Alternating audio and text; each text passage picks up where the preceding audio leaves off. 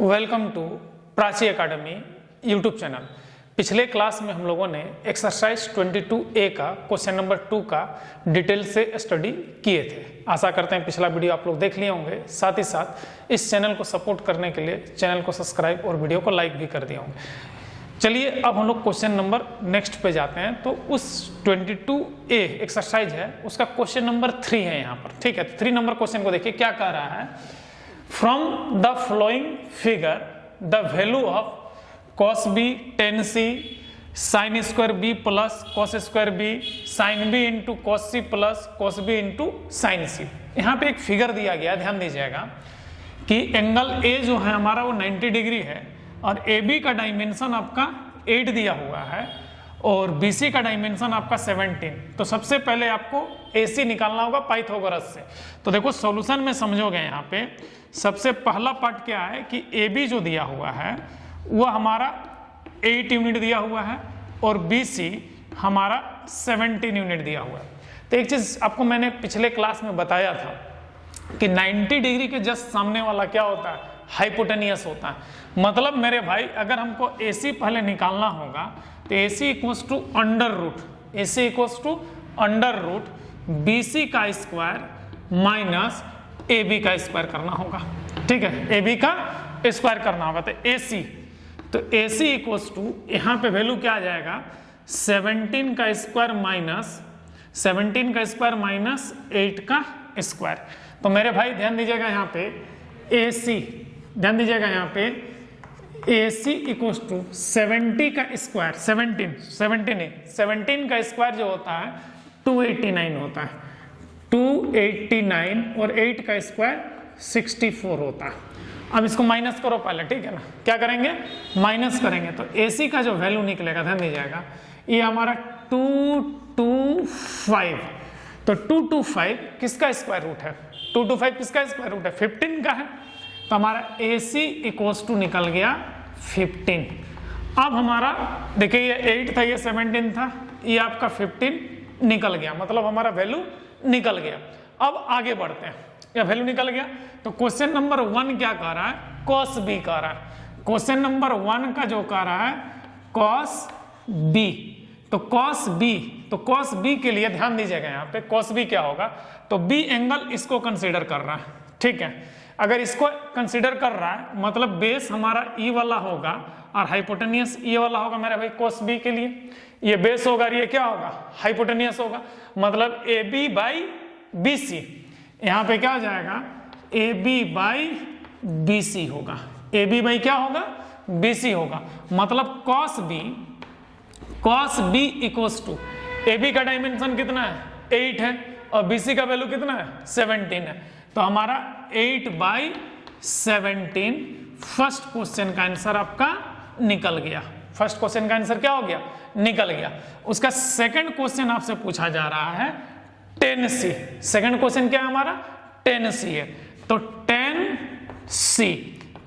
c equals to, ध्यान दीजिएगा tan c हम लोग इस एंगल को कंसीडर कर रहे हैं। ये एंगल अगर कंसीडर हो रहा है तो ये हमारा परपेंडिकुलर होगा और ये हमारा बेस होगा। 90 डिग्री के सामने वाला तो भाई हाइपोटेनियस होता है, क्लियर है यहाँ पे।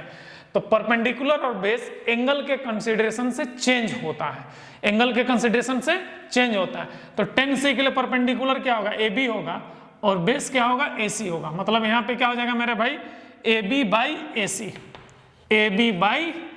AC, मतलब tan c equals to AB का वैल्यू कितना है मेरे भाई 8 है और AC का वैल्यू कितना है 15 है। तो यहाँ पे क्या हो जाएगा 8 बाई 15। ये क्वेश्चन नंबर 2 का भी आंसर निकल गया, क्वेश्चन नंबर 2 का निकल गया।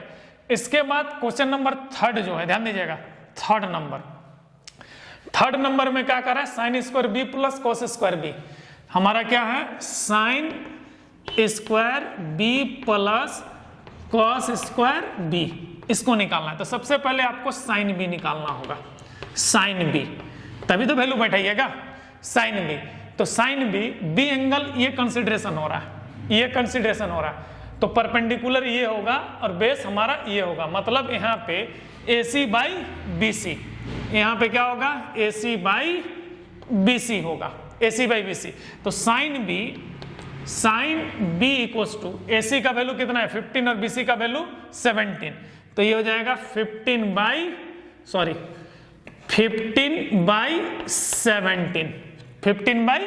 17। अब ध्यान दीजिएगा यहाँ पे, ये तो हम लोग निकाल लिए साइन बी का। अब देखिए कॉस बी का वैल्यू निकालते हैं, कॉस बी का। तो कॉस बी क्या है, ध्यान दीजिएगा यहाँ पे कॉस बी, ठीक है। तो कॉस बी एंगल ये कंसिडरेशन है, तो बेस हमारा क्या होगा AB और हाइपोटेनियस क्या होगा BC होगा, मतलब AB बाई BC। तो कॉस बी इक्वल्स टू ध्यान दीजिएगा कॉस बी इक्वल्स टू, तो कॉस बी का वैल्यू क्या हो जाएगा, हमारा AB का वैल्यू क्या है 8 है और BC का वैल्यू क्या है 17 है, तो यहाँ पे 8/17 है ना। अब हमको ये वैल्यू बैठाना है, तो भाई साइन बी का वैल्यू क्या निकला है 15/17 का होल स्क्वायर प्लस 8/17 का होल स्क्वायर। 15 का स्क्वायर कितना हो जाएगा 225/289 प्लस 64/289। तो मेरे भाई ध्यान दीजिएगा यहाँ पे 289 एलसीएम आएगा, तो 225 प्लस 64 तो हो जाएगा 289/289, कट जाएगा, आंसर क्या होगा 1 होगा। आंसर क्या आएगा इसका 1 आएगा। अब क्वेश्चन नंबर 4 की बारी है। क्वेश्चन नंबर किसकी बारी है 4 की बारी है, ध्यान दीजिएगा यहाँ पे। तो साइन बी और कॉस बी, साइन बी और कॉस बी निकला हुआ है, आपको कॉस सी और साइन सी निकालना है। तो साइन सी ध्यान दीजिएगा साइन सी, तो साइन सी अगर ई है तो परपेंडिकुलर क्या होगा AB होगा और हाइपोटेनियस क्या होगा BC होगा, तो AB बाई BC। तो हमारा साइन सी का जो वैल्यू होगा, साइन सी का वैल्यू, AB का वैल्यू कितना है 8 है और BC का 17 है, तो यहाँ पे हो जाएगा 8/17। उसके बाद कॉस सी के लिए हमारा बेस क्या होगा AC और हाइपोटेनियस BC, तो AC बाई BC, तो हमारा कॉस सी का वैल्यू हो जाएगा 15/17। अब ध्यान दीजिएगा यहाँ पे, ठीक है।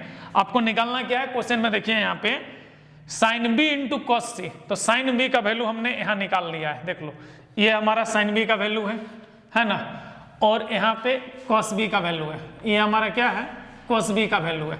यहाँ पे हमने साइन सी निकाल लिया, ये हमने साइन सी निकाला, ये हमने कॉस सी निकाला, ठीक है। अब वैल्यू को पुट कीजिए यहाँ पे, साइन बी कहाँ पे है, ये है हमारा, तो 15/17 क्या हो जाएगा यहाँ पे 15/17 इंटू, उसके बाद क्या है मेरे भाई देखिए कॉस सी का वैल्यू क्या है 15/17, तो यहाँ पर भी क्या होगा 15/17 प्लस, अब ध्यान दीजिएगा क्या है मेरे भाई कॉस बी का वैल्यू क्या है यहाँ पे देखिए, कॉस बी यहाँ पे है 8/17, ये हो जाएगा 8/17 इंटू, अब ध्यान दीजिएगा साइन सी 8/17,